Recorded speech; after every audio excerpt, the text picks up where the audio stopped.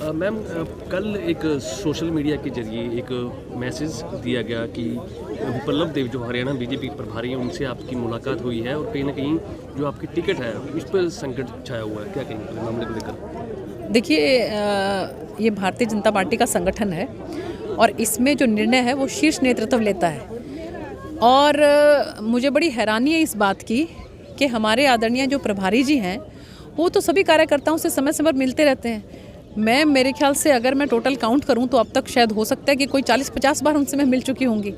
तो ऐसे उसमें जो है जो जिस तरह की आप बात कर रहे हैं तो ये बड़ा एक मुझे भी अजीबोगरीब लगा कि अगर हम संगठन मंत्री जी से, हमारे प्रभारी जी से, हमारे प्रदेश अध्यक्ष जी से, हमारे मुख्यमंत्री जी से एक सांसद होने के नाते हम मिलेंगे अगर, तो क्या उसका जो है कुछ ना कुछ इस तरह का मतलब निकाला जाएगा।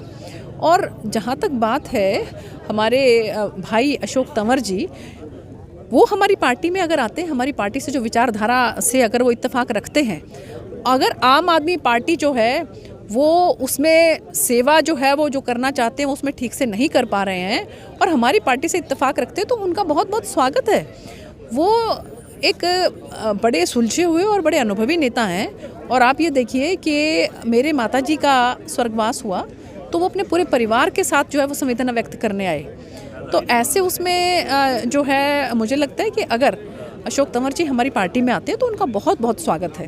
और जहाँ तक बात है टिकट की, तो हमारा शीर्ष नेतृत्व है, उसकी एक प्रक्रिया है, पूरा सिस्टम है। मैं अभी जो है मौजूदा सांसद हूँ और मुझे लगता है कि इन सब बातों को ध्यान में रखते हुए शीर्ष नेतृत्व जो है वो निर्णय लेता है। आप दावेदारी कर रही हैं सिरसा लोकसभा सीट से? देखिए, मैंने जैसा पहले आपको बताया कि मैं अनुशासित कार्यकर्ता हूं भारतीय जनता पार्टी की और संगठन जो है वो निर्णय लेता है। अगर संगठन जो है वो मुझसे पूछेगा कि आप क्या जो है वो सिरसा लोकसभा से लड़ना चाहते हैं, नहीं लड़ना चाहते हैं, तो मेरा जवाब जो है वो हाँ में है। और बिल्कुल मैं सिरसा लोकसभा की जो जनता है उसकी सेवा करना चाहती हूँ जिस तरह से मैंने पिछले 5 सालों में की है।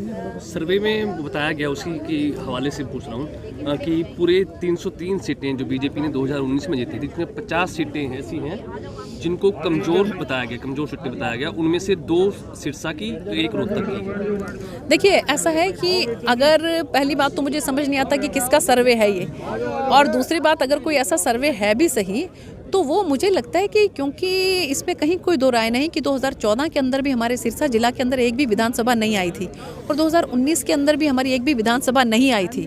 तो मुझे ये लगता है कि शायद विधानसभा की दृष्टि से जो है ऐसा कहीं कोई सुनने में आया हो, लेकिन लोकसभा जो है ये बहुत सशक्त और बहुत ताकतवर लोकसभा है और यहाँ से कमल का फूल 100% खिलने वाला है और आने वाले समय में हम 5 की 5 विधानसभा भी जीत कर दिखाएंगे।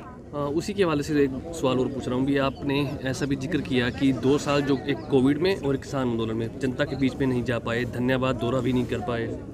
देखिए, ऐसा है कि इसमें कहीं कोई दो राय नहीं कि 2 साल पूरे कोरोना में सबके पूरे दुनिया के ही जो है वो बर्बाद हुए एक तरह से, और उसके बाद समय कुछ किसान आंदोलन में भी लगा और उसकी बदौलत जो है हमारे कम से कम भी 1100 गांव हैं।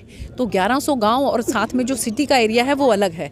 तो इसमें अगर आप देख लें तो 2 साल के अंदर 365 के हिसाब से कितने दिन बन गए। एक दिन भी अगर मैं एक गाँव में जाऊँ तो वो पूरा नहीं हो सकता, लेकिन फिर भी मैंने 90% गाँव जो हैं वो कवर कर दिए हैं और किसी तरह की कोई भी हमारे किसी भी ग्रामवासी की जो है वो समस्या मेरे पास आती है भी किसी भी रूप में आए, चाहे वो मेरे घर पर आकर आए, चाहे फ़ोन पर आए, चाहे मैं गांव में जाती हूं तब वो मुझसे रूबरू होते हों, मैंने कोई कसर नहीं छोड़ी है उनकी समस्याओं का समाधान करने में।